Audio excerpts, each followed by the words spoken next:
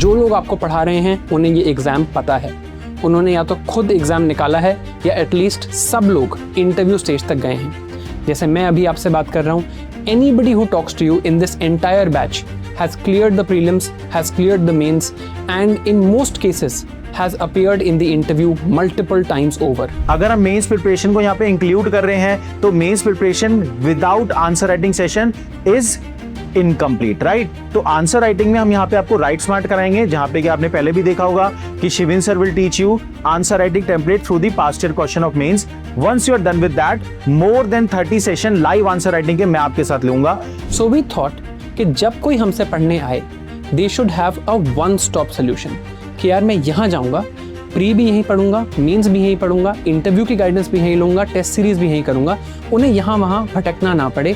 They have one solution which is not scattered, concentrated in one place, that all you have to do is effort. पहले हम right smart लेंगे और फिर laws लेंगे और live class के अंदर आप हमारे सामने मोर देन 300 क्वेश्चंस के आंसर लिखेंगे in write smart and laws both. अब यहाँ पर ये कई लोग कर लेते हैं, राइट? बट इसको लगता है लोगों को कि सिर्फ यार मैंने लेक्चर देख लिए, नोट्स पूरे कर लिए और मेरा काम हो गया। But that is not our approach. Most foundation courses will stop here, but we don't. Our maximum effort then goes to the main stage. Mains is now probably the nucleus of this exam. Pre में भी mains के question वो लोग पूछ रहे हैं.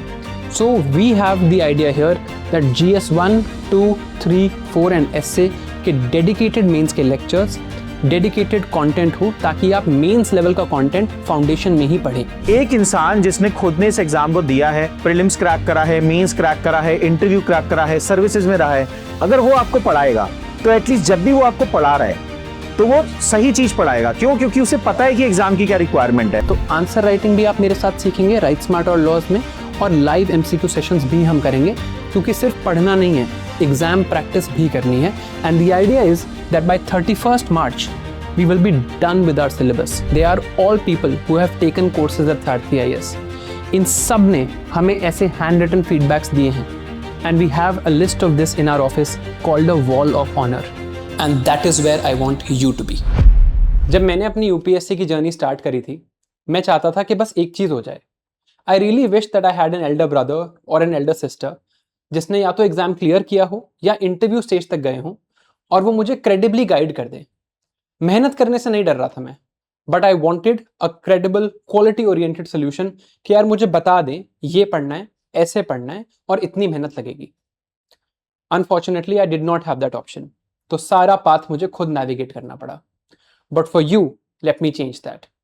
With your permission, this is the official launch of the live GS foundation batch for UPSC CSE 2027, where a team of credible faculty who have either cleared the exam or appeared in the interview, with quality-oriented content, which is meant to create toppers and rankers, guide you through the entire UPSC process. This batch will start on 12th June 2026. The class language is going to be English, यानी कि English और Hindi combined, and the notes are available in both English and Hindi. अब आपके पास बहुत सारे options हैं when you go for a GS Foundation batch. There are so many coachings in the market. Why should you come to Saarthi IAS? The reason is clear. Number one, जो लोग आपको पढ़ा रहे हैं उन्हें ये एग्जाम पता है, उन्होंने या तो खुद एग्जाम निकाला है या एटलीस्ट सब लोग इंटरव्यू स्टेज तक गए हैं। जैसे मैं अभी आपसे बात कर रहा हूं, anybody who talks to you in this entire batch has cleared the prelims, has cleared the mains, and in most cases has appeared in the interview multiple times over. यहाँ पर दो लोग ऐसे भी हैं जिन्होंने पूरा एग्जाम निकाला है, Himanshu Khatri sir who is ex-IRS and me who is an ex-IRS. Secondly, our notes, our content, our video lectures are pure quality. और ये बात मैं खुद बोलूं तो अच्छी नहीं लगेगी, but hear it from our students of the previous years. Prelims के लिए सर साइंस टेक एनवायरनमेंट किया था आपसे, रिसोर्सेज यूज किए थे आपके सर। उसके बाद सर 2023 में जब शुरुआत किया था तो वरुण सर का लॉस देखा था, लाइव आंसर राइटिंग वाली चीज़ है, एंड सजल सर का टेम्पलेट्स वाला भी देखा था. I was part of Ed Sathya actually. When Sathya IAS was previously Ed Sathya, I was part of the courses then. So post my prelims 2023, when I failed in 2023, I was looking for a comprehensive mains course that can be done, which would help me a lot in my 24 attempt. So something which I could have, which I'll be able to complete by December. So while looking for it, I found Varun Jain sir's MMP Plus, which was extremely good. I looked at it; it was extremely good, and then I took it, sir. Right. Then unfortunately, I couldn't make it in 24 prelims. So for this year's prelims, I was looking for one-stop solution for science and tech, environment, economy as well. So obviously, I took your course, and I especially like the economics part, the microeconomics part. It was wonderful. I had taken PRP, which started in November. So I took that holistically from very day one to the till last, all the classes that took place. And then in mains, I had taken answer writing, that part with Shivin sir. Sir, MMP Plus, and this year I took Write Smart. Sir, at that point I had given one attempt and I flunked prelims, so I wanted something that will help me cover all the mains topics, so it was the right combination. I enjoyed those courses. I purchased the science and tech course. Yes, ma'am. I relied on that course for science and tech heavily. S series से sir veterans world feedback sir काफी help मिली इसमें. आपकी जो guidance थी ना, personalise guidance, उससे काफी हेल्प हुई सर. पिछली GS4 का भी पेपर ठीक गया है, और जो वैल्यू एडिशंस पेपर में जो एक्स्ट्रा करना था ताकि थोड़ा सा और मार्क्स को फेच किया जा सके, तो उसमें मैंने काफी हेल्प मिली. और जो आपने बताया ना, आपके जो फीडबैक थे, फॉर एग्जांपल कि थोड़ा सा मैं बहुत ही छोटे पॉइंट्स लिख रहा था, थोड़े से एलोबरेट करके लिखना था. मैं क्लियरली याद कर सकता हूँ कि GS2 में की बार मैंने थोड़ा सा ज्यादा डिस्क्रिप्टिव लिखा है. एस्से कोर्स और करंट अफेयर कोर्स. ऐसे जो मैं पहले लिख रही थी, मेरा जो सबसे प्राइम इशू था वो लिंकेजेस का था, जो आपने सॉर्ट करवा दिया. और आपने एक मॉडल आंसर दिया था ऐसे का, मैंने एज इट इज रेप्लिकेट कर दिया था मेंस में. Yeah, sir, I was the student of MMP Plus this year after the prelims, and I had also watched Shivin sir's those 12-hour long sessions he used to take on before prelims. Those helped a lot, and I took a lot of help from the keywords you used to share on your Telegram group. I have used them extensively for the answer writing part, because especially for the IR and stuff, I have just you gave a PDF that was like country wise. There were like different keywords. Like for Africa, the question on digital partnership came. I just wrote every keyword I could remember from that PDF. So yeah. Sir right means join किया था अभी. आपके सारे वो मतलब सारे GS1 तो पूरा देखा था, GS3 में इकोनॉमी देखा था, इंटरनल सिक्योरिटी देखा था, एंड उस यस सर राइट स्मार्ट में.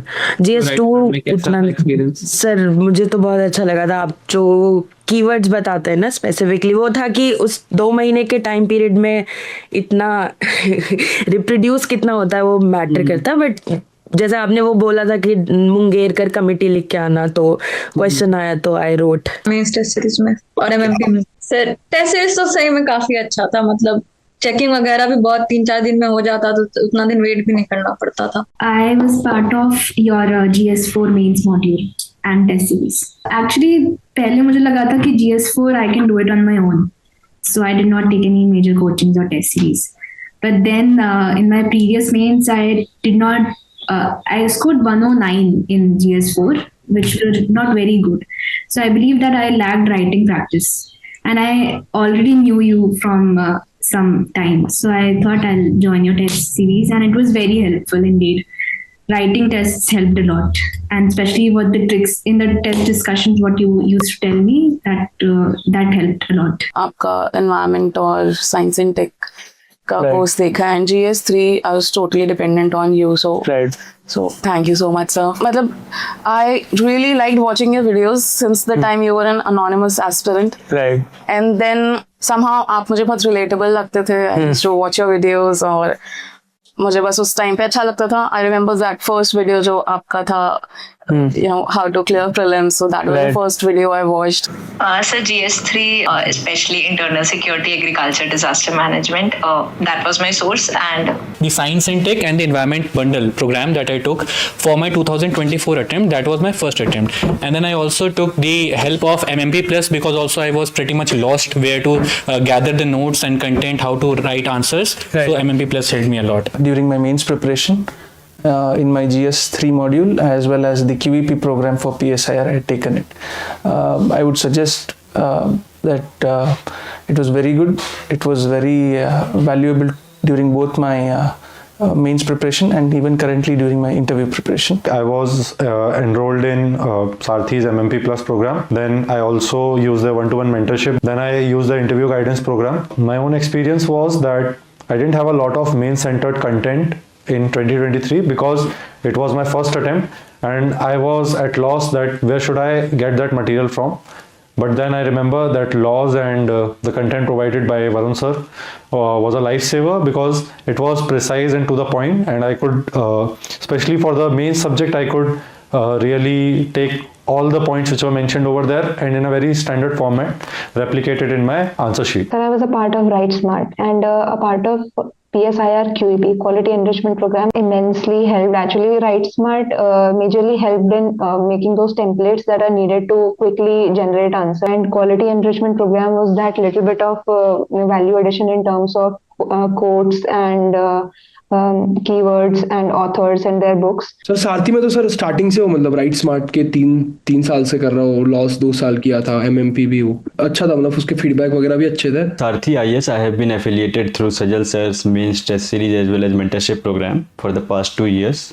And last year also I was a part of IGP here. Overall experience at say what all things I have been affiliated with Saarthi has been very conducive, and there is very less friction, or I feel it is very hospitable in nature, and therefore I have been trusting it. मैंने MMP का मैं full programme मैंने लिया था. उसमें जो right smart होता है शिवन सर का, सर सारथी की जो टेस्ट सीरीज है उसका जो एक बहुत ही यूनिक पॉइंट है वो है लाइव इवैल्यूएशन. उसने मुझे बहुत हेल्प किया sir. I was part of the veteran test series in 2025 this year, and also the interview guidance program. The guidance that sir provided to me was very helpful in approaching the questions, in answering them, and also to have as many points as possible. Sajal sir has played a great role in my GS examination papers. Students का feedback आपने सुन लिया होगा, but how is it that we've been able to produce so many rankers consistently? And the answer is simple. It is in our teaching pedagogy methodology. देखते हैं. See, our idea is simple. जब मैं UPSC के लिए start करता हूं, there are multiple phases to my preparation.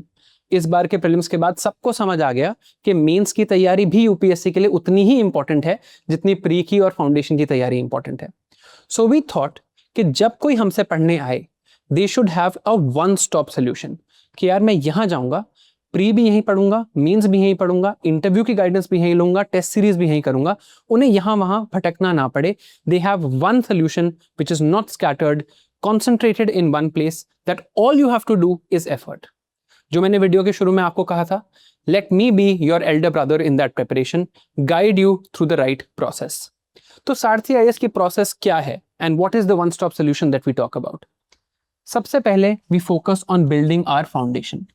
जब मैंने सुना था कि यूपीएससी की तैयारी करनी है तो फाउंडेशन में 2 ही चीजें लोग बोलते थे, NCERT पढ़ो और न्यूज़पेपर पढ़ो, पर उसका कितना फायदा होता है? So what we thought was that we'll do live lectures for each subject with credible faculty and quality content कि आपको एक जगह पर सब कुछ जो पढ़ना होता है वो मिल जाए. सबसे पहले हम अपना फाउंडेशन बिल्ड करेंगे. जो 4 मेजर सब्जेक्ट्स हैं, पॉलिटी, इकोनॉमी, ज्योग्राफी और मॉडर्न हिस्ट्री, इनको पढ़ेंगे. Once I know these subjects, once I've read these subjects in detail, मुझे एक broad base मेरा बन गया है. Then I can read current affairs, then I can go on. अब यहाँ पर ये कई लोग कर लेते हैं, राइट, बट इसको लगता है लोगों को कि सिर्फ यार मैंने लेक्चर्स देख लिए, नोट्स पूरे कर लिए और मेरा काम हो गया. But that is not our approach. That is not why we produce rankers. We produce rankers because we ensure कि जो प्रीवियस ईयर क्वेश्चंस हैं वो आप क्लास में ही सॉल्व करें. हम इंश्योर करते हैं कि आपके हर संडे एक MCQ टेस्ट हो जहां आप एक दूसरे से कंपेयर कर सकें and you can get certain ranks. And that is what we try to do here कि आपका आपस में कंपैरिजन हो रहा है, आप प्रीवियस ईयर क्वेश्चंस क्लास में ही कर रहे हो और जो आपको पढ़ा रहा है उसने प्री भी मल्टीपल टाइम्स निकाला है, मेंस भी मल्टीपल टाइम्स निकाला है और उसने कई बार एग्जाम भी क्लियर किया है, right. That is the first idea. अब मेरा बेस बन गया. Most foundation courses will stop here, but we don't. Our maximum effort then goes to the main stage. Mains is now probably the nucleus of this exam, pre में भी mains के question वो लोग पूछ रहे हैं. So we have the idea here that GS 1, 2, 3, 4 and essay के dedicated mains के लेक्चर्स, डेडिकेटेड कंटेंट हो ताकि आप मेंस लेवल का कंटेंट फाउंडेशन में ही पढ़ें. बट मेंस का कंटेंट पढ़ना सफिशिएंट नहीं होता. The key skill to clear UPSC is answer writing. अब उसके लिए लोग कहते हैं कि जाइए और टेस्ट सीरीज लिख लीजिए. But we devised a formula. हमें समझ आया, मुझे अपनी प्रिपरेशन से समझ आया यार कि टेस्ट सीरीज जब मैं लिखने जाता हूँ, जब मुझे कोई कह देगा 3 घंटे में 20 क्वेश्चन लिख लो, तो वो स्किल तो मुझे किसी ने सिखाया ही नहीं. मुझे आज तक किसी ने बोला ही नहीं कि सर ऐसे पढ़ते हैं, इन चीज़ों पे ध्यान देते हैं. These are the things that I need to focus on. मुझे आज तक क्या दिखा है कि यार ये नोट्स हैं, इनको पढ़ लो, ये लेक्चर हैं, ये देख लो, पर सोचना कैसे है? How do I think, how do I absorb information, how do I analyse, ये बात होती ही नहीं. और इस स्किल के बिना आंसर राइटिंग इम्पॉसिबल है. तो इस चीज के लिए हमने राइट स्मार्ट और लॉज बिल्ड किया. राइट स्मार्ट में मैं आपके साथ 300 क्वेश्चंस ऑफ यूपीएससी एनालाइज करूंगा and I will teach you how to think for UPSC. And frankly ऐसा नहीं है कि मैं ही आपको सिखाऊंगा. I will also learn from you. Each one of us is unique. Each one of us has their ideas. Just those ideas need to be discussed and analyzed properly. जब हम मेंस की एक प्रिपरेशन कर लेंगे, उसके बाद interview में भी, पर्सनैलिटी डेवलपमेंट में भी we will be by your side. And 1-to-1 mentorship support is also available. क्योंकि कई बार ऐसा होता है कि हम एक लॉन्ग एग्जाम प्रिपरेशन में हमें ऐसा लगता है कि यार बैकलॉग आ गया, कोई इशू आ गया, हेल्थ इशू हो गया, right, we have deviated from our path. तो किसी से बात करके हम वापस पाथ पर आ सकते हैं. And even that option is available to you. So let's understand our process. सबसे पहले हम 4 बेसिक सब्जेक्ट पढ़ेंगे. लाइव क्लास होगी रोज. आप क्लास अटेंड करिए, अपने नोट्स पढ़िए, उनको एनालाइज करिए. सिर्फ लेक्चर और नोट्स देखने का यहाँ पर काम नहीं है. यहाँ पर एक्चुअली एनालिसिस और डिस्कशन का काम है ताकि वी बिकम रैशनल थिंकर्स. जब हमने फाउंडेशन पूरा कर लिया, फिर हम मेंस की तैयारी करेंगे. हम एफर्ट करेंगे. शायद हमें दिन में 2 क्लास भी करनी पड़े, तो भी हम इस लेवल का एफर्ट करेंगे कि एक अटेम्प्ट में ही हम फुली प्रिपेयर्ड हों. हम 31 मार्च तक अपना सिलेबस खत्म करने की कोशिश करेंगे ताकि मुझे रिवीजन के लिए भी टाइम मिले. And when the last time comes, when that time of prelims comes, तब रिवीजन भी मैं ही आपके साथ बैठ के करूंगा. And that is the idea. So foundation, then mains, then back to prelims, then mains again, and finally interview. That is the process we follow. और ये मैं आपको हमारे शेड्यूल में भी दिखाता हूँ. Let's take a look at the schedule. हम स्टार्ट करेंगे with the same idea कि यार मुझे 4 बेसिक सब्जेक्ट पहले करने हैं. Economy, polity, history and geography. जब मैंने ये 4 सब्जेक्ट कर लिए तो मेरा फाउंडेशन सेट हो गया. बट अब मैं जून में स्टार्ट कर रहा हूँ, मेरे पास 1 साल से कम है, तो ऐसा हो सकता है कि मुझे एक्स्ट्रा एफर्ट करना पड़े. आई एम श्योर कि जो भी इस वीडियो को यहाँ तक देख रहा है वो एफर्ट करने से तो नहीं डरता. So we thought that for some time we'll keep 2 classes in a day where we'll do mains preparation with you, including Write Smart and laws together. जब हम ये काम कर लेंगे तो broadly by January we would have finished our foundation and we would have finished at least 80% of our mains preparation. फिर जो ये Jan, Feb, March का टाइम आएगा ना, इस टाइम पे I'll be there with you to ensure कि prelims को हम properly hit करें.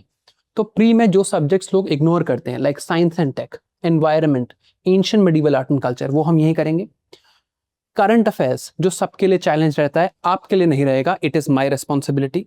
और इस टाइम पे हम लाइव एमसीक्यू सॉल्विंग सेशंस भी करेंगे टू एंश्योर कि आपकी वो एमसीक्यू प्रैक्टिस भी हो पाए. तो आंसर राइटिंग भी आप मेरे साथ सीखेंगे राइट स्मार्ट और लॉज में, और लाइव एमसीक्यू सेशंस भी हम करेंगे, क्योंकि सिर्फ पढ़ना नहीं है, एग्जाम प्रैक्टिस भी करनी है. And the idea is that by 31 March we will be done with our syllabus. Last के 2 महीने आपको सेल्फ स्टडी करनी है, but I will obviously always be there to guide you. अब ये जो सारे नाम आपको मेरे पीछे दिख रहे हैं, right, these are not just names. इनमें से एक भी स्टूडेंट सिर्फ इंटरव्यू का स्टूडेंट नहीं है. They are all people who have taken courses at Sarathi IAS. इन सब ने हमें ऐसे हैंड रिटन फीडबैक्स दिए हैं. And we have a list of this in our office called a wall of honor. And that is where I want you to be. और ये सब possible हो पाया है because of the faculty that we have. Take a look. Everybody here, everybody on the screen has at least appeared in one UPSC interview. Many have appeared in multiple UPSC interviews. And some have even cleared the exam. So we know what we're talking about. Let's talk now to the faculty who is going to teach you in this course. Hi friends, this is M. Puri, faculty for Polity, Governance and Social Justice on the Sarthi platform. And I hope you've already been informed that we'll be starting very shortly a new batch on for the civil service students of next year 2027. This will be obviously a foundation batch for 2027 civil service examination aspirants. Right. अच्छा बच्चे मैं थोड़ा सा आपको बता दूं कि भाई as far as जो मेरे subjects are concerned, you can see that these are the subjects which I'll be teaching: polity and governance as well as social justice. ठीक है, ये तीनों मेरे होंगे. Obviously जो इसका एक चौथा, these are all components of GS paper 2. ठीक है, और इसका एक और छोटा सा एक और कंपोनेंट है जिसमें 20 to 25% क्वेश्चंस आपके मेंस में आते हैं. That is your international relations, जो आपके वरुण सर लेंगे. The remaining part will be taken by me. So बेटा, when we talk about foundation batch for my subjects, जो सब्जेक्ट्स मैं पढ़ाने वाला हूँ, पहले तो उसका मतलब क्या है कि what do I mean bye teaching a foundation batch, right? First thing is we have to prepare you to understand the fundamentals and core concepts of polity and governance. ये बहुत ज़रूरी है. अगर मैं किसी साइंस स्टूडेंट्स को पूछूंगा ना, यहाँ पे जो इंजीनियरिंग के स्टूडेंट्स होते हैं जिन्होंने फिजिक्स मैथ्स अपना स्ट्रेंथन करना होता है, तो आप में से कई सारे इंजीनियरिंग स्टूडेंट्स मुझे बताएंगे कि आपने अगर किसी अच्छे गुरु से फिजिक्स मैथ्स वगैरह सीखा है, तो वो आपको एक चीज़ ज़रूर कहते हैं कि in physics and mathematics and other such sciences subjects, if you want to be good, your fundamentals have to be very strong in these subjects. बेटा, अगर ये बात, if this is true for sciences ना, this is all the more true for, it is even more true for humanities subjects. तो जब तक आपके fundamental strong नहीं होंगे बेटा, तो फिर आप जो मोर कॉम्प्लिकेटेड कॉन्सेप्ट्स हैं which relate to governance, polity, social justice etcetera, वो आप समझ नहीं पाएंगे, right? So the first objective of this programme is to strengthen your fundamentals of whatever are the fundamentals of polity, governance, social justice, etc. When I talk about fundamentals, even small things like, what is the constitution? Is it amendable? What are constitutional bodies? What are statutory bodies? What are executive bodies? What is the meaning of a bailable offense, non-bailable offense? What is the meaning of a cognizable offense, non-cognizable offense? Right? What is the meaning of a compoundable offense, non-compoundable offense? ठीक है, जो आपके speaker होते हैं लोकसभा के, आपको इस position के बारे में तो पता ही होगा. जो लोकसभा के स्पीकर होते हैं वो कभी बोलते तो है नहीं, ठीक है, वो तो सिर्फ ही is not even allowed to participate in debates. वो तो डिबेट्स में भी पार्टिसिपेट नहीं करते, लेकिन वो जब भी बोलते हैं, सिर्फ जो हाउस के अंदर थोड़ा बहुत शोर शराबा हो रहा होता है उसको मैनेज और कंट्रोल करने के लिए बोलते हैं, लेकिन नॉर्मली तो वो अपनी राय भी नहीं रखते हैं, राइट? तो बोलते नहीं है, लेकिन फिर भी उनको स्पीकर क्यों कहा जाता है? तो I am talking about such kind of fundamentals which are essential for you to then build a platform for you to understand more analytical concepts in polity and governance which are relevant for mains. ठीक है. Yes, in the foundation batch, I'll be largely covering the prelims part, but ये नहीं है कि बिल्कुल prelims का part ही होगा. तो कुछ हद तक हम उसके साथ साथ relevant जो मेंस का पार्ट है वो भी कवर करेंगे. करेक्ट. अच्छा, मेरे ना एक दूसरा एक बहुत इंपॉर्टेंट मेरा ऑब्जेक्टिव होता है फाउंडेशन बैच का, स्पेशली मेरे सब्जेक्ट्स को लेके. देखो बेटा, अगर आप न्यूज़पेपर को देखोगे ना, तो almost 90% of news articles etcetera deal with these 3 things only. In fact, my paper, all the 4 things which I've mentioned over here, they either deal with polity, governance, social justice or international relations. ठीक है, एक page आपका Indian economy पे आ जाता है. उसके अलावा कभी कभी कुछ S&T, साइंस एंड टेक्नोलॉजी पे कुछ वीकली सप्लीमेंट वगैरह वो दे देते हैं. लेकिन अगर आप रेगुलरली न्यूज़पेपर पढ़ोगे तो आप देखोगे उसके अंदर क्या होता है maximum, what is the majority content in it, right? Overwhelmingly it deals with what the government is doing. नई नई पॉलिसीज आ रही हैं, पार्लियामेंट नए लॉज बना रही है, सुप्रीम कोर्ट की रोज़ कोई ना कोई इंपॉर्टेंट जजमेंट आई होती है, ठीक है, नए नए आयाम बन रहे होते हैं लॉज के, एटसेट्रा एटसेट्रा. तो basically a newspaper is something which is a book published on GS paper 2 with a fresh edition every day, right? तो बेटा, अगर आपने न्यूज़पेपर रीडिंग तो एक असेंशियल एक ऑक्यूपेशनल हैजर्ड है हर सिविल सर्विस के एस्पायरेंट के लिए, सबको पढ़ना पड़ेगा वो तो, राइट? और वो पढ़ना कैसे है ऑब्वियसली वो तो मैं बताऊंगा आपको इन द क्लास इटसेल्फ. बट बेटा, न्यूज़पेपर के अंदर जब मैंने बोला आपको कि मैक्सिमम जो कवरेज होती है वो, if not all, maximum coverage इन्हीं सब्जेक्ट की होती है. तो बेटा, जब तक आपके फंडामेंटल्स इन सब्जेक्ट से क्लियर नहीं होंगे तो आप न्यूज़पेपर को भी कॉम्प्रिहेंड नहीं कर पाओगे, उसको भी समझ नहीं कर पाओगे, ठीक है? तो my first point is to make you understand the core and the foundational concepts, fundamental concepts of polity, governance, social justice etcetera. Second is when you have that ability ना, you will be able to comprehend and understand the newspaper in a better way, appreciate the newspaper. मजा आएगा पढ़ने में, right? कि यार हाँ, अब समझ आ रहा है कि ये बात, उसका बैकग्राउंड क्या है, ये टर्म क्या है, ये टर्मिनोलॉजी क्या है, इस फ्रेज का मतलब क्या है, किस कॉन्टेक्स्ट में ये एडिटोरियल आया है या आर्टिकल आया है या न्यूज़ आई है. तो उससे फिर न्यूज़पेपर पढ़ने में ना एक तो नए स्टूडेंट को थोड़ी सी ना खिंच आती है ठीक है, ही फील्स बिकम्स इरिटेबल जब उसको न्यूज़ आइटम पढ़ रहा है, बीच में वो कुछ चीज़ें आ रही हैं, समझ नहीं आ रही क्या लिखा गया है वहाँ पे, राइट? तो when you know those things ना, तो then you start relishing reading the newspaper rather than dreading. सुबह सुबह ना डर लगता है, नया अभी आ जाएगा न्यूज़पेपर, फिर उसको 3 घंटे लगाने पड़ेंगे। 3 घंटे क्यों लगाने हैं भाई? जब आपके कोर कॉन्सेप्ट्स के अंडरस्टैंडिंग साउंड है तो घंटे में पूरा हो जाएगा न्यूज़पेपर। 3-3.5 घंटे उस बच्चे को लगते हैं जिस बच्चे के कोर फंडामेंटल स्ट्रांग नहीं है, फिर वो बार बार एक एक टर्म को गूगल करता रहता है। तो आपको अगर न्यूज़पेपर रीडिंग की एबिलिटी एक्वायर करनी है और उसको अंडरस्टैंड करने की एबिलिटी एक्वायर करनी है, and if my foundation course is able to give you that would be my greatest achievement. Of course naturally आपको आपका एग्जाम पास भी करवाना है हमने, ठीक है। अच्छा बेटा, इस फाउंडेशन बैच से एक तो ये है कि जैसे मैंने बताया आपको, जो पहली 2 चीज़ें मैं करने की कोशिश करूंगा, आपके कॉन्सेप्ट स्ट्रेंथन करूंगा, कोर कॉन्सेप्ट ऑफ फंडामेंटल्स। दूसरा, आपको एक न्यूज़पेपर रीडिंग की एबिलिटी उससे आपको एक्वायर होगी उससे।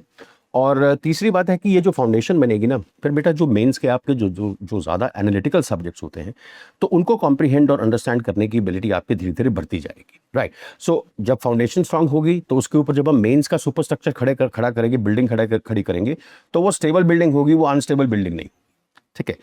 और बेटा एक ज़रूरी चीज़ है, something which I normally do it in my classes also, I enrich your vocabulary also, मतलब English vocabulary, yes of course, ठीक है, that is true. You can ask my previous students also.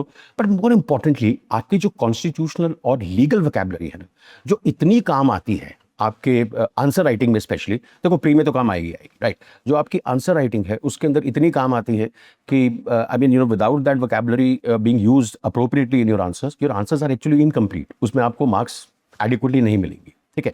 हाँ, एक टेंडेंसी है मैं अपनी classes की बात कर रहा हूँ, मैं पढ़ाता हूँ हमेशा, एक second, just a moment, from the bare act of the constitution, ठीक है। और आपको एक मार्केट से बुक खरीदनी पड़ेगी, कॉन्स्टिट्यूशन ऑफ इंडिया, जिसको आपको डेली लेके आना है क्लास के अंदर। वो रेफरेंस बुक है, वो बेसिकली लॉयर्स मैनुअल होता है, वो रेफरेंस बुक है, वो पेज टू पेज नहीं पढ़नी है आपने। Constitution of India by PM Bakshi, ये बेशक आप अभी खरीद के रख लेना, एंड एज एंड व्हेन मेरी क्लासेस शुरू होंगी तो PM बख्शी की किताब है, मैं एक्सपेक्ट करूंगा कि आप सबके पास एज अ रेडी रेकनर आपके सामने है, आपके पास है। जैसे जैसे मैं आपको बोलता जाऊंगा, उस वाले आर्टिकल पे पेज खोलो तो फिर आपको उस आर्टिकल का प्रॉपर मीनिंग समझाऊंगा, जो रेलिवेंट आर्टिकल्स हैं आपके कॉन्स्टिट्यूशन के अंदर। जैसे फंडामेंटल राइट्स के तो सारे आर्टिकल ही पढ़ने पड़ते हैं यार, क्लॉज बाय क्लॉज पढ़ने पड़ते हैं। हाँ, क्लॉज का मतलब क्या होता है, सब क्लॉज का मतलब क्या होता है, सेक्शन का मतलब क्या, क्लॉजेज और सेक्शन में फ़र्क क्या होता है? क्या क्लॉजेज, क्या आर्टिकल के क्लॉजेज होते हैं कि सेक्शंस होते हैं? लॉज में तो सेक्शंस होते हैं, कॉन्स्टिट्यूशन में तो आर्टिकल्स है। इन दोनों में क्या फ़र्क है? आर्टिकल्स क्या है, this is also an aspect of fundamentals and conceptual clarity with respect to your core concepts, right? So we try to build this kind of a platform for you कि ये सब्जेक्ट जो कई बार लोगों को, specially जो आपके science stream से आते हैं, उनको बहुत डिफिकल्ट लगता है, तो this subject should instead of being remaining your Achilles heel, ठीक है, okay, I am trying to enrich your vocabulary, जाके गूगल करना है अकेलिस हील क्या होता है, राइट? तो this subject instead of remaining your Achilles heel, that is your weakness, should become your biggest strength. Okay, so hope to see you in the next foundation batch. Hello everyone, my name is Aditya Kalia and I take economics at Sarthi IAS. I welcome you all to the foundation course that you are joining. In this foundation course, I'll be taking up economics with you. Economics as a subject, sometimes I feel, I've been teaching for last around 10 years, sometimes I feel the students have some sort of inhibition towards this subject. Some sort of a detachment, some sort of a fear. I don't know what it is. But हाँ, बच्चे बोलते हैं कि हमने कभी economics पढ़ा नहीं है पहले, इसीलिए थोड़ा डर लगता है। डरने की कोई बात नहीं है, सब्जेक्ट है, आसान है। 2 चीज़ें हैं, 1, एक तो ऑप्शन नहीं है, पढ़ना ही पड़ेगा, और दूसरा जब पढ़ोगे दिमाग में जैसी एंट्री होगी तब पता चलेगा अरे यार ये तो फालतू में ही मैं डर रहा था। आसान सब्जेक्ट है, इजीली पढ़ लेंगे, इजीली आगे निकल जाएंगे। How will I approach teaching the subject to you? My focus of teaching the subject, as has always been and with you will also be, we'll talk about concepts as well as facts. Concepts भी जरूरी हैं पढ़ने के लिए, facts भी जरूरी हैं। हम conceptual understanding, base building में काफ़ी टाइम स्पेंड करेंगे। जब बेस बिल्ड हो जाएगा तब फैक्ट्स हम इजीली याद कर पाएंगे क्योंकि समझ में आने लगेंगे। We'll then start to visualize things happening in front of us. ये मेरी अप्रोच रहेगी पढ़ाने की. We will be discussing questions of previous years when I am teaching to in the class. कई बार PYQs का हम रेफरेंस देंगे. we'll discuss how could we approach those PYQs, how can you write better answers in the exam. So we'll discuss all these things. GS ke discussions, as in mains ke discussion, prelims ke discussions, we'll have all these things in our classes. The subject is sometimes seen as vast, but the subject itself is not vast. The applications are innumerable. क्योंकि application innumerable हैं, news में पूरा time आता है, इसलिए कभी कभी लगता है कि यार कभी खत्म ही नहीं होगा. इजी सब्जेक्ट है, कॉन्सेप्ट समझ जाएंगे तो सब कुछ इजीली हो जाएगा, फैक्ट भी याद हो जाएंगे. With this I sincerely hope to see you all soon, at least virtually see you all soon in our classes. Hello बच्चों, myself Himanshu Khatri, 2014 batch IRS officer. Right, I resigned from the services and now I'm into teaching and I really love teaching. I'm very passionate about teaching. ठीक है, and we are beginning this 2027 batch and I'll be your faculty for AMAC, that is Ancient Medieval Art and Culture, Modern Indian History, World History and Post Independence India.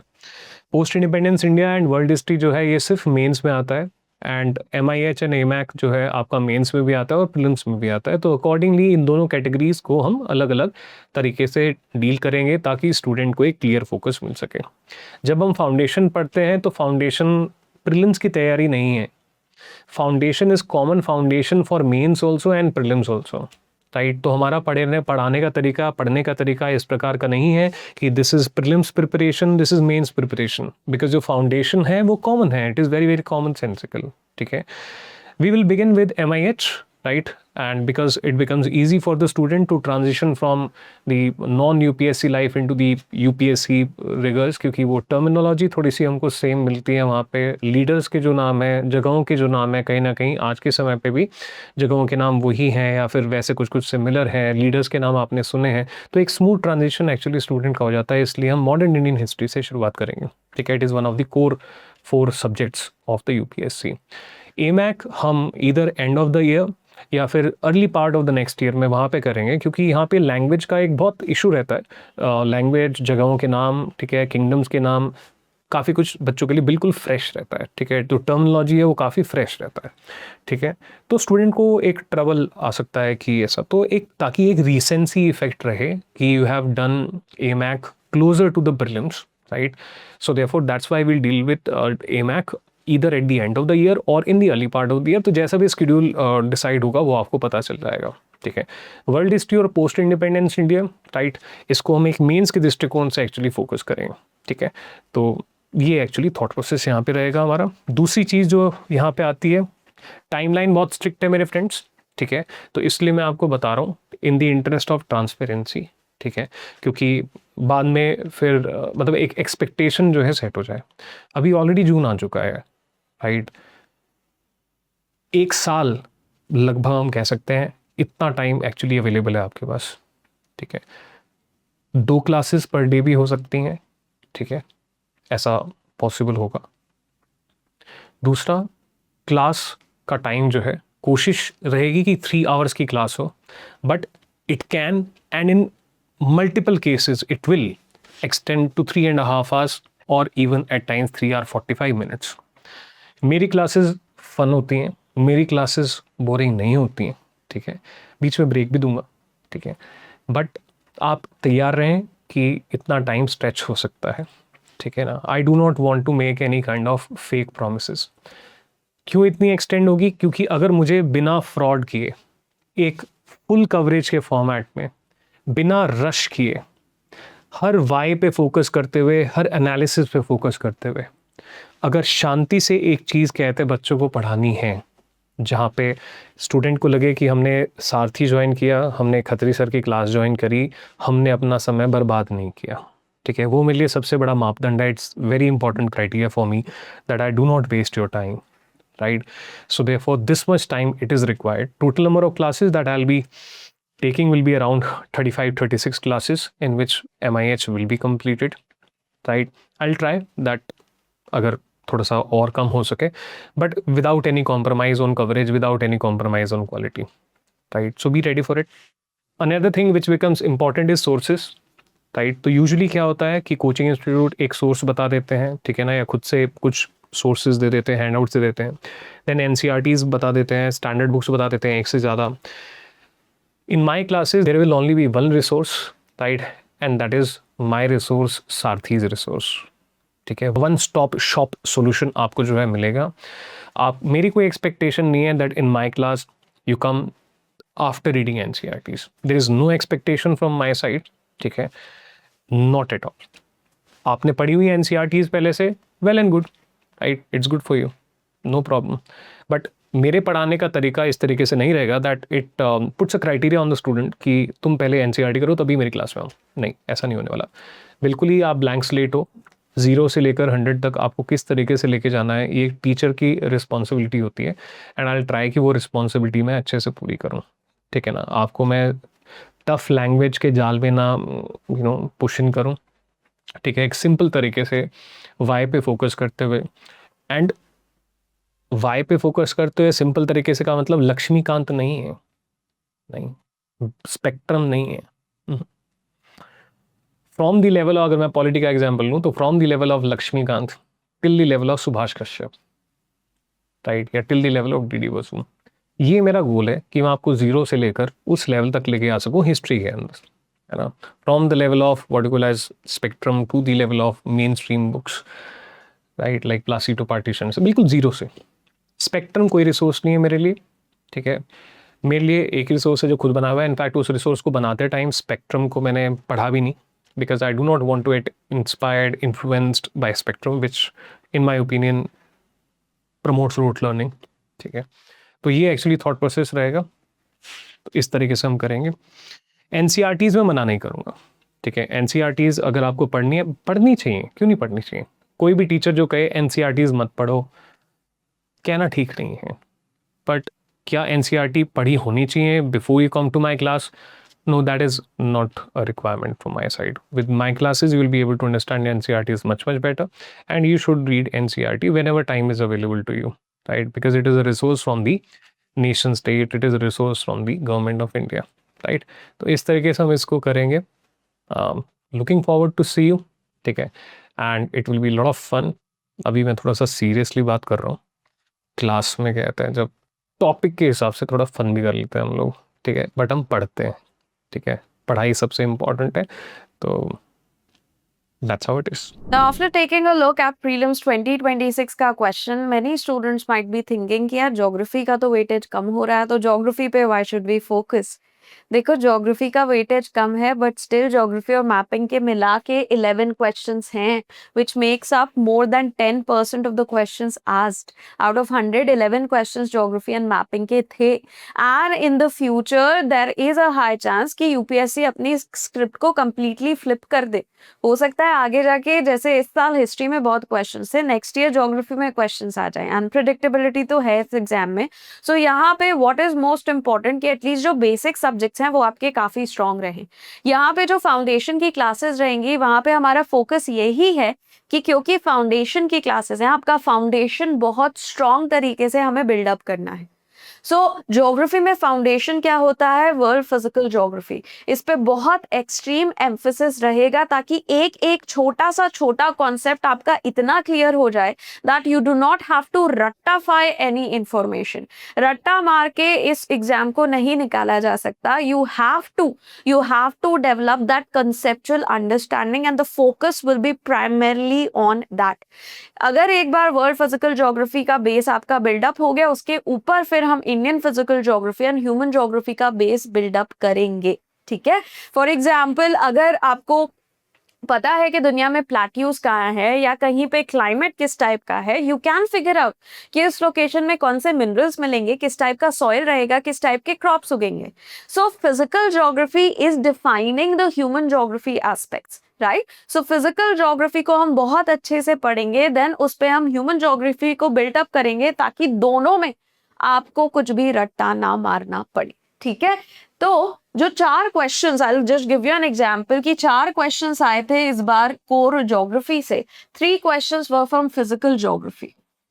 इसमें से there was 1 question on the climate in Andaman and Nicobar, there was 1 question on mangroves, and there was another question on India's peninsular plateau, ये तीनों ही क्वेश्चंस हमारे covered थे in our foundation classes.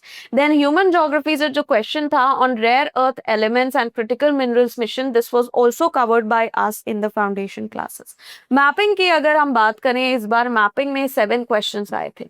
So mapping पे I have a very high interest in mapping section any how, so mapping पे काफी high focus रहता ही है। इनफैक्ट मैपिंग जो हमने पीएनपी में पढ़ाया था, जो हमने पिछले साल स्टूडेंट्स को पढ़ाया था, उसमें बहुत सारे questions they were a direct hit, right? So mapping पे एम्फेसिस रहेगा। The notes they have been completely revamped. PNP जब हमने प्रीलिम्स के पहले ही जो बैचेस लिए थे, उसी में हमने मैपिंग को पूरा रिवैम्प कर दिया था। The mapping notes they will be your one stop solution. उसके बियॉन्ड आपको बस करंट अफेयर्स अपडेट करना रहेगा उन मैपिंग के नोट्स में। उसके बियॉन्ड आपको कहीं जाने की जरूरत नहीं from the static perspective, right? So continent wise अगर हम वर्ल्ड मैपिंग की बात करें, पूरा कॉन्टिनेंट वाइज आपको सारे जो इंपॉर्टेंट फीचर्स हैं of all the continents they have been provided very beautifully in our notes. मेरे ही हैंड ड्रॉन मैप्स भी हैं इन द नोट्स, तो उससे आपको एक लोकेशनल अंडरस्टैंडिंग की कौन सी जगह कहाँ पे है, उसकी भी बहुत ज़्यादा मदद मिलेगी।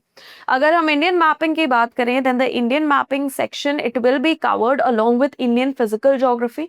देखो, Indian mapping and Indian physical geography के जो क्वेश्चंस हैं बहुत इंटीग्रेट करके यूपीएससी पूछता है। They are not a very separate sections, so that's why Indian physical geography के साथ ही आपका जो इंडियन मैपिंग वाला सेक्शन है that will be covered all together. You would not have to go anywhere else for your mapping needs, for your geography needs, अगर आप इस फाउंडेशन कोर्स को ज्वाइन करते हैं, ठीक है? So that is it. Geography और mapping still a very high priority area for UPSC. तो दोस्तों, एथिक्स और ऐसे की बात करें तो मेंस में बहुत ही इंपॉर्टेंट पेपर्स होते हैं। अगर आप टॉपर्स के स्कोर देखें तो आप पाएंगे कि इन दोनों पेपर की वजह से 30-30, 40-40, 50-50 नंबर तक इंप्रूव होता है। और आप सबको पता है कि 50 नंबर का इंप्रूवमेंट होने का मायने क्या है ना? ईयर आफ्टर ईयर मैं ये चीज़ देखता हूँ। क्यों ऐसा है कि एथिक्स और ऐसे इतना रोल अदा करते हैं? वो इसलिए है कि पेपर बहुत सब्जेक्टिव हैं। कुछ बच्चों को ऐसा होता है कि 70-80 नंबर भी आता है एथिक्स में, कुछ को 135-140 नंबर भी आता है। सेम गोज इन एस्से। तो कहने का मतलब है एक ही पेपर में आप 40-40, 50-50 नंबर का डिफरेंस क्रिएट कर देते हो अपने कंप्यूटर से, और उसकी वजह से फाइनल रैंकिंग में बहुत बड़ा अंतर आता है। और इसी चीज़ के लिए what you be doing ethics में, देखिए इंपॉर्टेंट बात अगर हम करें तो सबसे ज़रूरी हो जाता है कि हम एथिक्स को समझें। क्योंकि कई बार अगर हम एथिक्स को रटने के प्रयास करेंगे ना, तो हम कभी एथिक्स में नंबर नहीं ला पाएंगे, है ना? अगर आपके सिलेबस को देखेंगे तो वो कहता है कि एथिक्स का मतलब है, कमीशन क्या चेक कर रहा है कि हम आसपास जो चीज़ें हो रही हैं उनको देखें। और वही मैं भी कोशिश करूंगा कि आपको दिखाऊं कि हम आसपास जो भी कुछ हो रहा है उसमें एथिक्स कैसे ढूंढें, है ना? अभी आपने कुछ एग्जांपल्स देखे होंगे, अभी नीट का जो पेपर लीक हुआ उसके ऊपर देखा होगा, तो इसका क्या कॉन्सिक्वेंस है सोशल कैपिटल पर, क्या कॉन्सिक्वेंस है ट्रस्ट पर, सोसाइटी में, क्रेडिबिलिटी पर, लेजिटिमेसी पर। यही सब आपको समझना है कि हमारे आसपास जो कुछ हो रहा है उसमें एथिक्स ढूंढनी है, और वो आप और मैं मिलके देखेंगे। ऐसे की बात करेंगे तो ऐसे is more about writing skill. अगर आप नोटिफिकेशन को देखेंगे तो ऐसे में पाएंगे कि लिखने पे बहुत फोकस है, वो इफेक्टिव एक्सप्रेशंस, है ना? लिखा हुआ है ना कि credit will be given for effective and exact expressions. तो राइटिंग स्किल पर हम काम करेंगे। हम साथ में डिसाइड करेंगे कि यार ये टॉपिक ऐसे है तो इसको अप्रोच कैसे करना है, इसको मल्टीपल पार्ट्स में कैसे तोड़ना है, क्योंकि इट इज़ इंपॉर्टेंट कि हम डायमेंशंस और डेप्थ जनरेट करें अपनी ऐसे राइटिंग में। अब ऐसे आपने पहले भी लिखे होंगे, है ना? आपने यूनिवर्सिटीज़ में, स्कूल्स में, कॉलेजेस में आपने ऐसे लिखे होंगे, लेकिन वो ऐसे और यूपीएससी के ऐसे में बहुत अंतर होता है। क्योंकि जब यूपीएससी के ऐसे लिखते हैं तो आपकी जो रेंज है वो बहुत ज़्यादा डिमांड होती है ना, in terms of depth, in terms of dimensions, specially जब फिलोसफिकल ऐसे टॉपिक आ रहे हैं। तो कहने का मतलब ये है कि फाउंडेशंस में हम इन्हीं स्किल्स पे काम करेंगे सो दैट आप अपने पहले ही प्रयास में एथिक्स और ऐसे में अच्छे नंबर ला पाएं, और इसके लिए साथ में हम मिलकर राइटिंग की प्रैक्टिस करेंगे। So in your foundation batch 2027 I will be covering two things. One is international relation and second is live answer writing session. देखिए, when we talk about the international relations, सबसे पहले आपको ये समझना है कि it is getting important for the prelims exam as well. अब IR खाली मेंस GS2 में नहीं आता है। IR के क्वेश्चन अगर आप प्रीलिम्स 2026 का पेपर देखेंगे तो 8 क्वेश्चन के आसपास यूपीएससी प्रीलिम्स में भी IR के पूछ रहे हैं। तो हम IR जब करेंगे तो प्रीलिम्स को भी टारगेट करेंगे। Second thing that you need to understand with respect to international relation is there is a difference between world history and international relation. जब हम IR पढ़ते हैं, मैं अपने टाइम पे भी जब IR पढ़ता था तो मैं बहुत सारे एजुकेटर को देखता था जो IR के नाम पे बस वर्ल्ड हिस्ट्री पढ़ाते हैं। वर्ल्ड हिस्ट्री GS1 के लिए इंपॉर्टेंट है, लेकिन IR में आपको खाली टाइमलाइन नहीं पढ़नी है, खाली इवेंट्स नहीं पढ़ने हैं, आपको एनालिसिस करना है। मेरा खुद का optional political science and international relations रहा था। अब PSIR में जो मैंने थ्योरेटिकल स्ट्रक्चर पढ़ा, जो IR मैंने समझा, कॉन्सेप्चुअल फ्रेमवर्क समझा, उस फ्रेमवर्क को यूज करके जनरल स्टडीज के लेवल पे मैं आपको IR यहां पे फाउंडेशन बैच में कवर करूंगा for the mains as well. ठीक है, अब बात करते हैं लाइव आंसर राइटिंग सेशन की। तो एज यू ऑलरेडी नो कि आपके इस फाउंडेशन बैच में MMP plus is already included. अगर हम मेंस प्रिपरेशन को यहां पे इंक्लूड कर रहे हैं तो mains preparation without answer writing session is incomplete, right? तो आंसर राइटिंग में हम यहाँ पे आपको राइट स्मार्ट कराएंगे, जहां पे कि आपने पहले भी देखा होगा कि Shivin sir will teach you answer writing template through the past year question of mains. Once you are done with that, more than 30 session live answer writing के मैं आपके साथ लूंगा।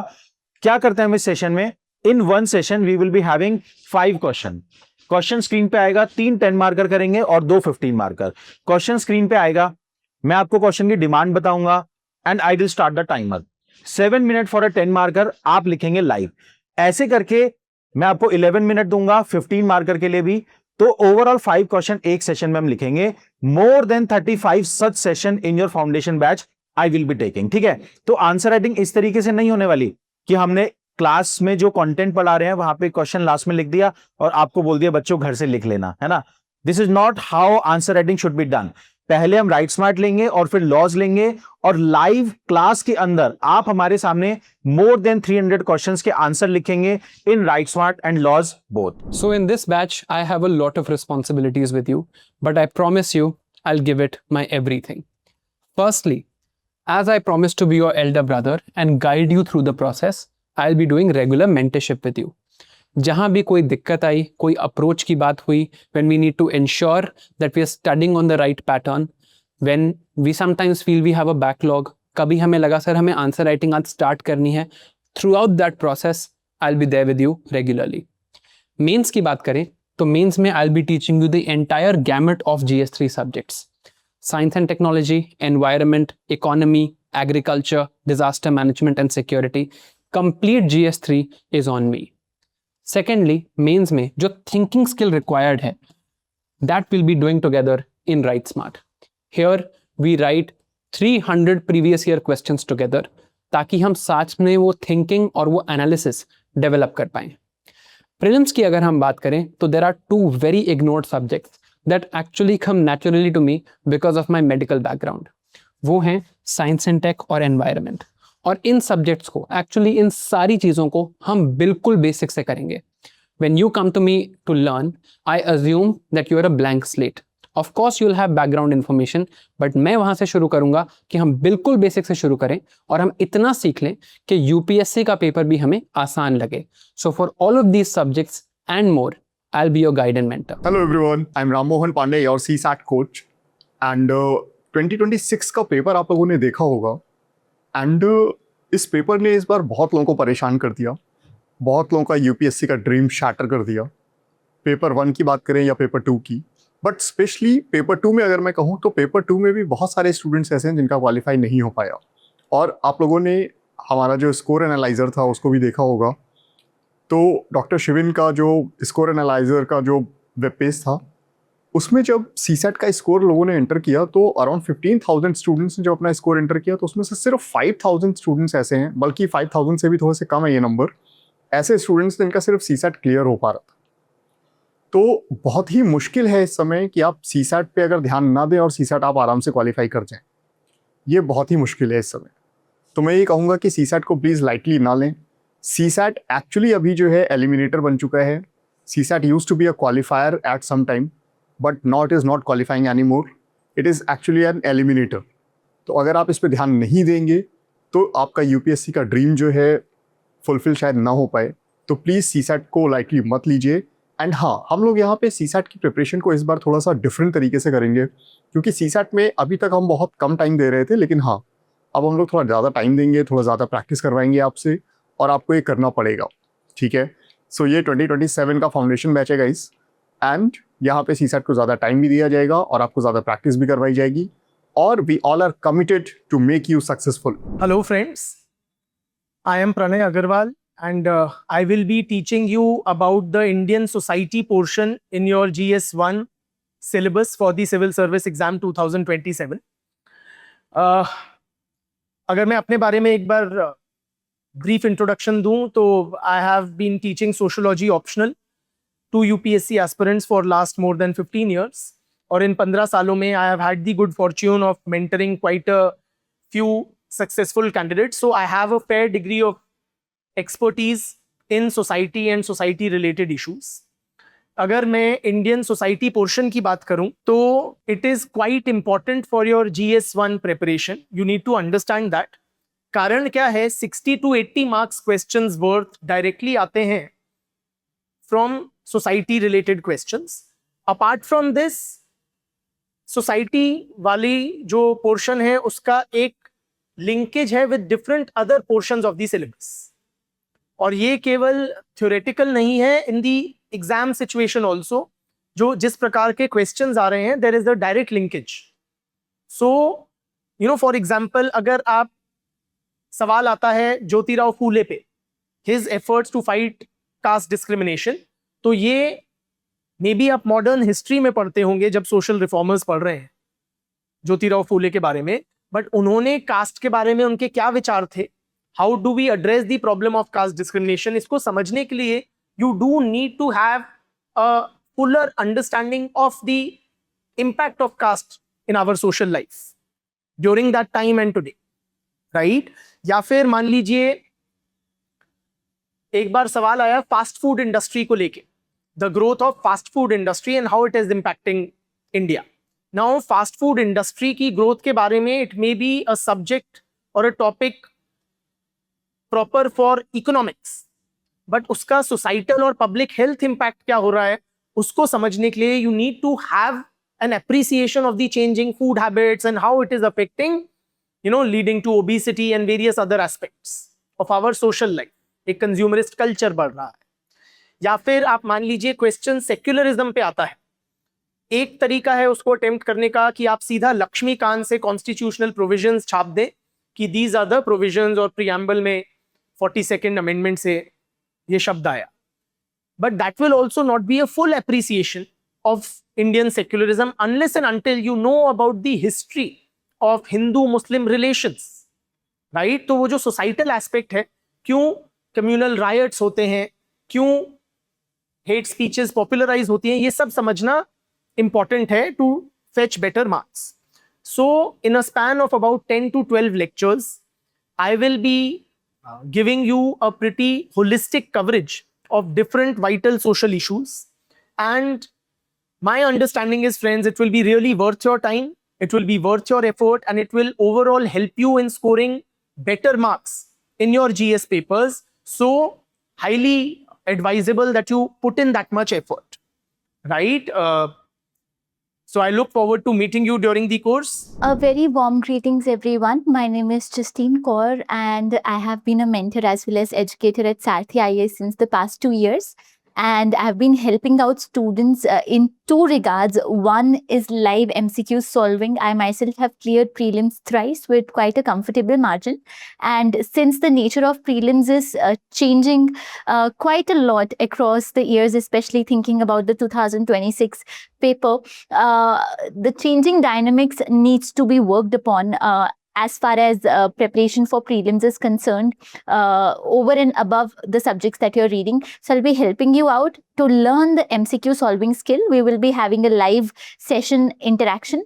Apart from that, we will have regular mentorship sessions where you and I will work together to move forward in this journey. So I look forward to see you all in the course. If this is the year when you are going to be taking your first ever prelims, I'm sure बहुत सारे सवाल होंगे आपके mind में.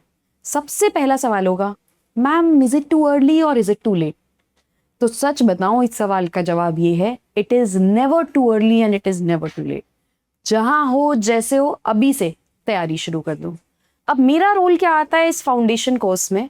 बहुत लोग बोलते हैं मैम इंटरव्यू तो मेंस के बाद होता है ना, उसकी तैयारी अभी से क्यों करनी है? अगर आप इंटरव्यू की तैयारी अभी से नहीं करेंगे तो आप इंटरव्यू की तैयारी कभी नहीं कर पाएंगे. फिर पता है क्या होगा आपके साथ? मैं ऐसे बहुत सारे कैंडिडेट्स को जानती हूँ जो मेंस में बहुत अच्छा स्कोर करते हैं लेकिन इंटरव्यू में कभी अच्छा स्कोर कर ही नहीं पाते और अक्सर यूपीएससी की ऐसी सर्विसेज में अटक जाते हैं जिनसे वो हैप्पी नहीं होते। वो defence account services, defence state services बहुत अच्छे मार्क्स लाएंगे मेंस में लेकिन उन्हें अपनी मर्जी की सर्विस नहीं मिल पाती। इसी के लिए बहुत ज़रूरी है कि जिस दिन से आप अपनी यूपीएससी की तैयारी शुरू करते हैं आप उसी दिन से अपनी इंटरव्यू की तैयारी भी शुरू करें, क्योंकि इंटरव्यू की तैयारी कोई अलग नहीं होती, उसके लिए कोई अलग बुकलेट नहीं लेनी होती, ऐसा नहीं है कि उसके लिए कोई अलग रिसोर्सेज की लिस्ट है, बस वो एक ओरिएंटेशन की बात है। अगर आप इंटरव्यू वाली ओरिएंटेशन को समझ जाते हैं या आपको कोई गाइड कर देता है कि कैसे वो इंटरव्यू वाली ओरिएंटेशन अपनी प्रीलिम्स और मेंस की तैयारी में रखें तो आपके लिए ये वाली प्रोसेस बहुत आसान हो जाती है। इसीलिए हम ट्राई करते हैं कि हम फाउंडेशन कोर्स में आपको वो ओरिएंटेशन बिल्ड करने में हेल्प करें। दोस्तों, रोम एक रात में नहीं बना था, ऐसे ही पर्सनालिटी एक दिन में कुछ महीनों में नहीं बनती। पर्सनालिटी बनने में टाइम लगता है, पर्सनालिटी बनने में कंसिस्टेंसी लगती है और एक ऐसी डायरेक्शन में पॉइंट ऑफ व्यू को डेवलप करना होता है जिससे आप ऑन दी फीट सोच पाओ। ये सारी चीज़ें कर पाना कि आपसे कोई ऐसा सवाल पूछ ले कि प्रेशर सिचुएशन में आपको समझ ही नहीं आ रहा कैसे हैंडल करना है, या कुछ ऐसे टॉपिक पर जिसके बारे में आपने पहले कभी सोचा ही नहीं है, या कोई ऐसे नज़रिए से जो आपने शायद देखा ही नहीं है, उन सब चीज़ों से डील कैसे करोगे? उन सब चीज़ों से डील करेंगे ये मसल बिल्ड करके। और ये मसल सिर्फ इंटरव्यू में हेल्प नहीं करता, पता है, मसल मेंस के आंसर्स में भी हेल्प करता है। जब आपकी ability to form opinions, ability to form judgments जब आपकी स्ट्रेंथ बन जाती हैं तो आप मेंस में भी बेटर आंसर्स लिख पाते हैं, आपकी पर्सनालिटी बेटर होती है, आप कॉन्फिडेंट होते हैं और ये आपकी प्रिपरेशन में रिफ्लेक्ट करता है। इसीलिए हम बिलीव करते हैं कि फाउंडेशन के स्टूडेंट्स को ना केवल प्रीलिम्स और मेंस की गाइडेंस दी जाए बट इंटरव्यू की भी गाइडेंस दी जाए, which is what we are going to do in this course. We are going to help you develop this ability to form opinions. We are going to help you build your personality in such a way that not just you get help for UPSC interviews, but your overall personality gets reflected wherever you go. तो देखिए, अगर हम mentorship part में आते हैं तो mentorship exactly है क्या? सबसे पहले तो हम उसको समझते हैं। देखो, आप एक हार्ड वर्किंग एस्पिरेंट हो, आप फोकस्ड हो, आप हार्ड वर्किंग हो और आप 8 से 10 घंटे you are reading every day. Now mentor का काम जो है वो बेसिकली होता है कि आपकी इस टैलेंट को निखारना, आपके इस पोटेंशियल का बेस्ट यूटिलाइज करना सो दैट आपके मार्क्स आए प्री में, मेंस में। ठीक है ना? एक अच्छा mentor can make a lot of difference in the preparation journey of any aspirant. गुरु द्रोणाचार्य ने अर्जुन के टैलेंट को निखारा, रमाकांत आचरेकर ने सचिन तेंदुलकर के टैलेंट को, he was hard working, talented, but कैसे उस टैलेंट का बेस्ट यूटिलाइज करना है वो एक मेंटर बताता है। तो फाउंडेशन प्रोग्राम में 2 कंपोनेंट्स हैं। एक जो आपका ग्रुप मेंटरशिप होगा, जहां पे एक मेंटर रहेगा, वो आपके साथ वेरियस एस्पेक्ट्स ऑफ प्रिपरेशन, जैसे नोट्स कैसे बनाने हैं, कंसिस्टेंसी कैसे रखनी है, आपको टाइम मैनेजमेंट कैसे करना है, तो उस पर वो ग्रुप सेशंस लेगा।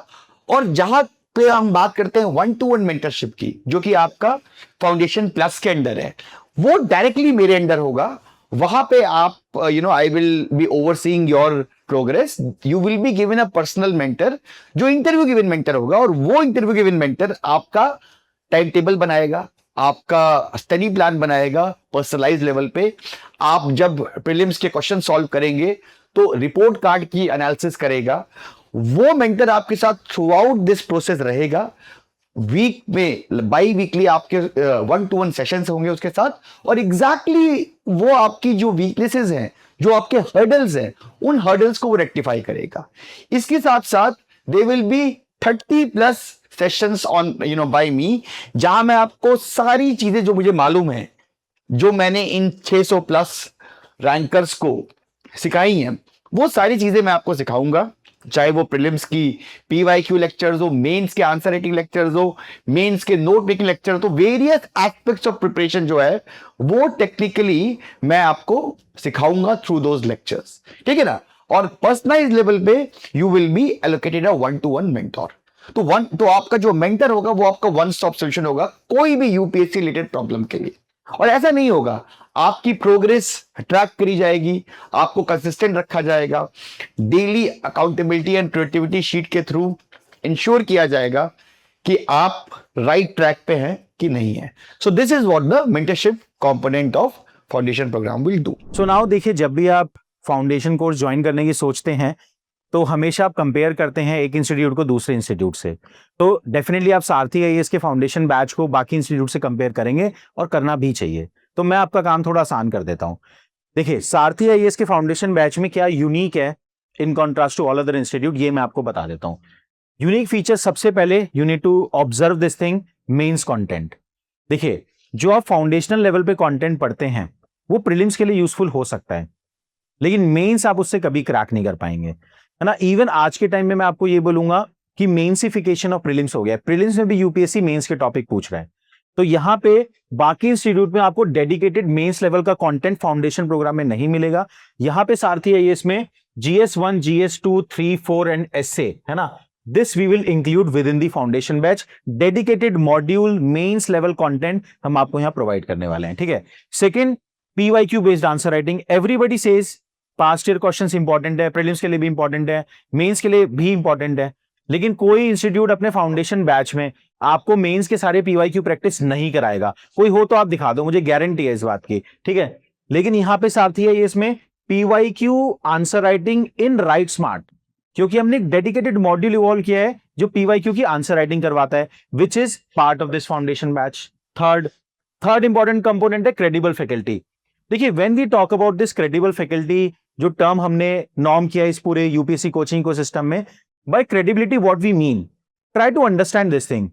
एक इंसान जिसने खुद ने इस एग्जाम को दिया है, प्रीलिम्स क्रैक करा है, मेंस क्रैक करा है, इंटरव्यू क्रैक करा है, सर्विसेज में रहा है, अगर वो आपको पढ़ाएगा तो एटलीस्ट जब भी वो आपको पढ़ा रहा है तो वो सही चीज पढ़ाएगा. क्यों? क्योंकि उसे पता है कि एग्जाम की क्या रिक्वायरमेंट है, राइट.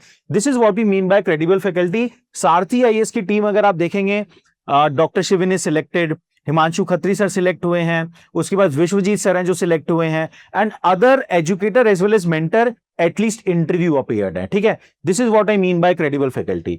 इसके बाद बात करते हैं answer writing practice. As I told you earlier, जहां पे मेरा पार्ट था कि हम यहाँ पे more than 30 live answer writing session करेंगे. तो आंसर राइटिंग खाली ऐसे नहीं है कि क्लास में कंटेंट दिया और आप जाके घर से क्वेश्चन लिख लो. नो, हम क्लास में इन लाइव आंसर राइटिंग सेशन में 35 सेशन रखेंगे, 5 क्वेश्चन हर सेशन में लिखेंगे, ठीक है. इसके बाद प्राइसिंग की बात आती है, ठीक है. अगर आप ऑफलाइन से कंपेयर करेंगे, ये फीचर ऑफलाइन वाले भी आपको नहीं देते, है ना. इवन एट द प्राइस जहां पे कि 2 लाख प्राइस होता है, 1.5 लाख प्राइस होता है, हम यहां पे आपको ये सारे फीचर दे रहे हैं विद अफोर्डेबल प्राइसेस, जो मैं आपको नेक्स्ट स्लाइड में बताता हूं कि क्या प्राइसेस हैं, ठीक है. तो these are the unique feature of Sarathi IAS foundation program. तो देखिए, when it comes to course fee, there are 2 modules, 2 version of foundation program which we are offering you. आप अपनी नीड के हिसाब से चूज कर सकते हैं. एक है फाउंडेशन और एक है फाउंडेशन प्लस. कोई फोमो में आने की जरूरत नहीं है. The only difference between these 2 program is कि किस टाइप का मेंटोरशिप आपको मिलेगा, है ना. फाउंडेशन प्रोग्राम में ग्रुप मेंटोरशिप होगा. There will be a group of 40-50 people, है ना, और उन 40-50 पीपल के साथ हम जूम पे सेशन करेंगे. मेंटोरशिप की बात कर रहा हूं, बाकी सारे फीचर सेम है दोनों प्रोग्राम में. एंड अगर लेकिन आपको लगता है कि मैं ग्रुप में बोल नहीं पाता, कई बार मेरे को कुछ पर्सनल प्रॉब्लम है वो मैं शेयर करना चाहता हूं, तो आप 1-on-1 मेंटोरशिप एक्सेस कर सकते हैं. यहां पे आपको एक डेडिकेटेड मेंटोर मिलेगा जो कि हमेशा अवेलेबल होगा. आपकी कोई एकेडमिक क्वेरी हो, नॉन एकेडमिक क्वेरी हो, इंटरव्यू अपीयर्ड कैंडिडेट होगा वो, है ना. सारथी आईएएस में मेंटर हायर करने का ये बेसिक क्राइटेरिया है कि एटलीस्ट आपने यूपीएससी सीएससी का इंटरव्यू दिया हो, तो वो आपकी अकाउंटेबिलिटी भी इंश्योर करेगा. तो this is foundation plus at this particular price point, ठीक है. तो यही डिफरेंस है फाउंडेशन में ग्रुप मेंटोरशिप और फाउंडेशन प्लस में 1-on-1 मेंटोरशिप, ठीक है. चलिए, तो thank you very much, all the best. अगर इसके अलावा भी आपको कोई क्वेरी हो तो लिंक नीचे डिस्क्रिप्शन बॉक्स में दिया है, या फिर आप सारथी आईएएस के इस पर्टिकुलर फोन नंबर पे कॉल कर सकते हैं. Thank you very much, all the best.